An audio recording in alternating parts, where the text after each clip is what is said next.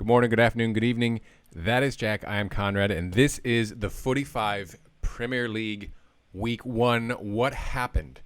10 winners, 10 losers, no draws this weekend, a ton of goals. Jack back remote. We're having some technical difficulties. Hopefully I can hear him, and we don't just talk over one another because I have no idea what's happening. The video will be able to hear me, but you may not be able to hear me. It's Not a like nice. I listen anyways. That's a good point, actually. We don't have to listen to each other. We can just talk in our own little echo chambers and ignore each other.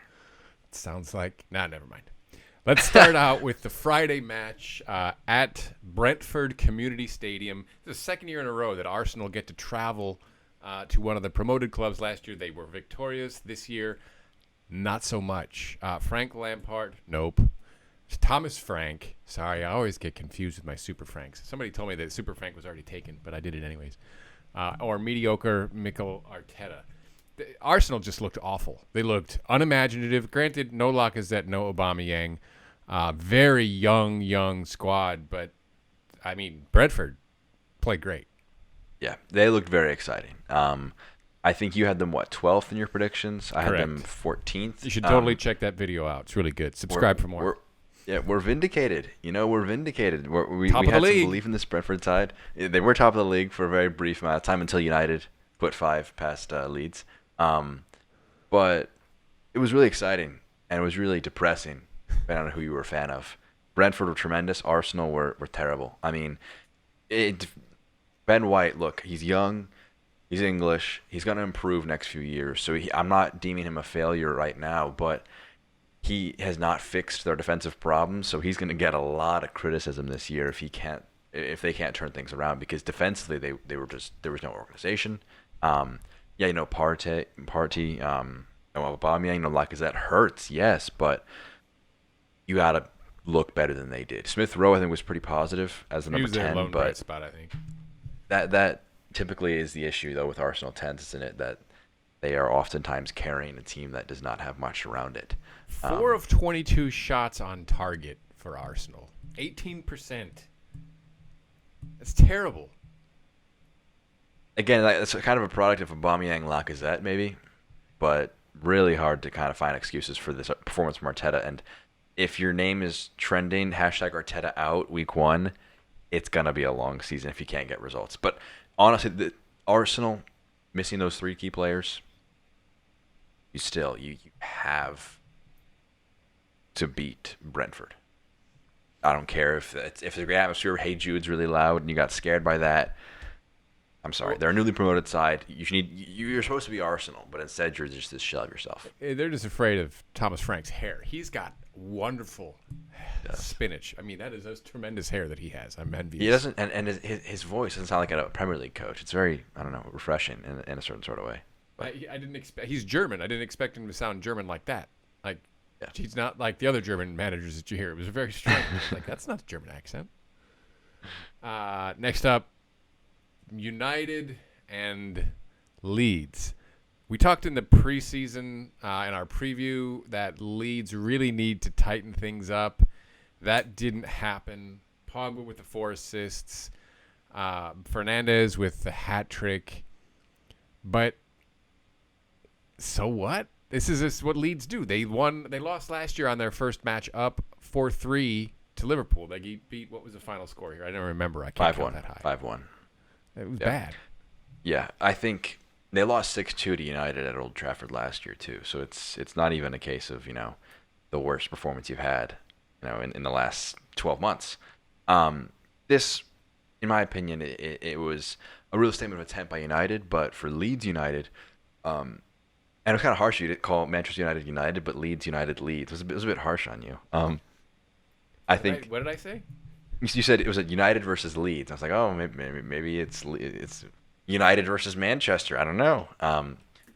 But Pogba and Fernandez should not be able to run a match that well, playing with Pogba at the left wing and Fernandez in a 10 with McTominay and Fred behind him. The issue was Leeds should not have worked. Midfield. Yeah, no. Yeah. Koch in midfield was just not good. Calvin Phillips, I know he needs a bit more time to get back into things. But the midfield issues for Leeds need to get sorted, in my opinion. So a signing is really necessary. to kind of help you from just being destroyed in the middle of the park like they were. And they were So I think gave the that ball up so many times. and I saw someone, I forget what the exact wording was. They tweeted some Leeds love chest high passes in dangerous areas. They just made so many problems for themselves. And United, they were very clinical. They were very effective in front of net, which is really great sign to see. So I think it's not the look. I mean, it's match 138 for Leeds. It's not the end of the world. Not how you want to start, obviously, but Old Trafford, fans finally back. It's going to be a tough atmosphere regardless. So, sign a midfielder, get Calvin Phillips back. You steady the ship. I trust them going forward. But United, maybe they're. I feel a little shaky about my fifth pick, my fifth in the table pick. That feels a little dubious after those first matches. I think the let's not get ahead of ourselves applies to both of these squads, right? It's like, yes, United looked really, really good. Leeds did not look United at all. But United, Leeds make teams look good, better than they really are at times. They can play really, really well, and then this kind of stuff happens. So you watch Leeds, this is kind of what you come to expect, is that they're just not always going to have it all together. And I think the midfield is the problem. As a neutral, they're going to be entertaining, sometimes at their expense. Sometimes they'll be the one skewering if you pass their opponent. Die by the sword, as you pointed out in season preview. And last up for us this week, City at Spurs. And it was very clear what Nuno was going to do. Fine, you want the ball, you can have the ball. We're going to go get a goal with Son, and we are going to pursue you relentlessly and just outwork you. And not that City looked bad, but Spurs looked all on the same page. Like, it was great. It was a classic Nuno performance. Yeah, I liken what Nuno has been able to do in the first few weeks in the first match at Spurs to what Ole Gunnar Solskjaer has been aiming to do at Manchester United.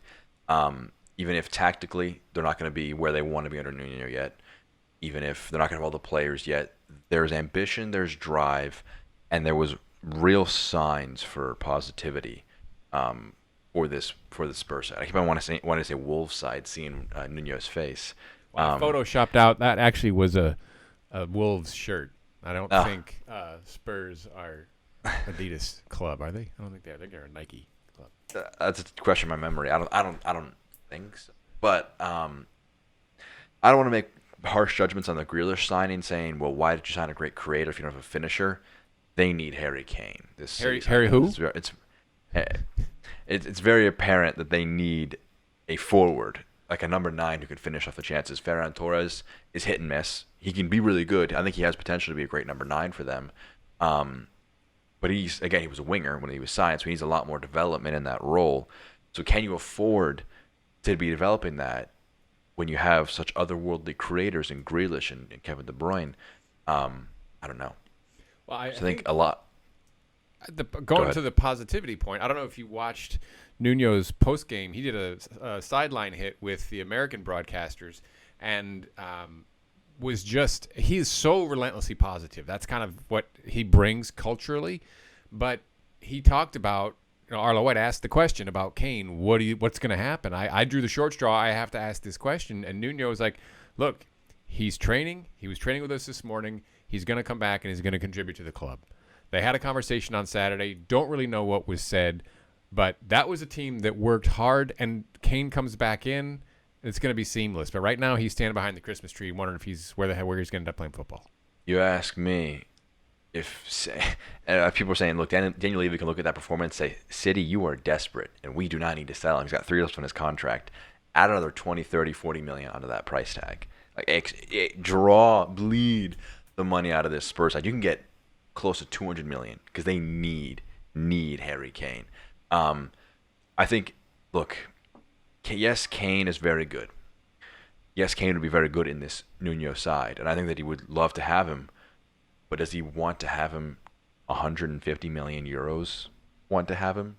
That could, I think, solve a lot of problems. And I think that what we saw both at Wolves and in this match was, you had Son, and you had Jimenez, you had the Adama Traores, the Pedro Netos at Wolves, so you had good players, but it wasn't the one guy that you were talking about when you talked about Spurs. When you think of Spurs right now, you think of Harry Kane. You thought about Wolves. You thought about the team, the amount of Portuguese players you had. So maybe, you know, getting a squad full of players who are ambitious, who can add the depth, could be better than having Kane.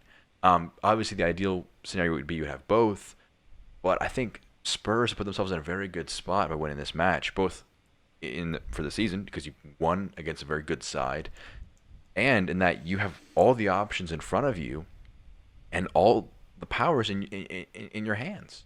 So I think that this is as good a performance as Spurs. Again, I almost said Wolves, as Spurs could ask for. The beard will throw you off every time. It will. It will. I think City, again, don't need to panic. They shouldn't overspend on Kane now. I think they should sign a more cheap forward option who can be a bit cheaper than Kane would.